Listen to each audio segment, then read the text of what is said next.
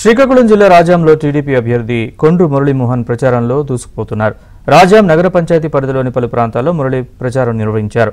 అన్ని వర్గాల ప్రజలకు మేలు జరిగే విధంగా ఉమ్మడి మేనిఫెస్టో ఉందని, ఆంధ్రప్రదేశ్ను నవ్యాంధ్రప్రదేశ్గా మార్చాలంటే కూటమితోనే సాధ్యమని అన్నారు. ఒక్క ఛాన్స్ అంటూ అవకాశం ఇస్తే గత వైసీపీ ప్రభుత్వం రాష్ట్రాన్ని అన్ని విధాలా నాశనం చేసిందని విమర్శించారు. పేదవారిని పథకాల పేరుతో మోసం చేసి వారిని నట్టేటా ముంచారన్నారు.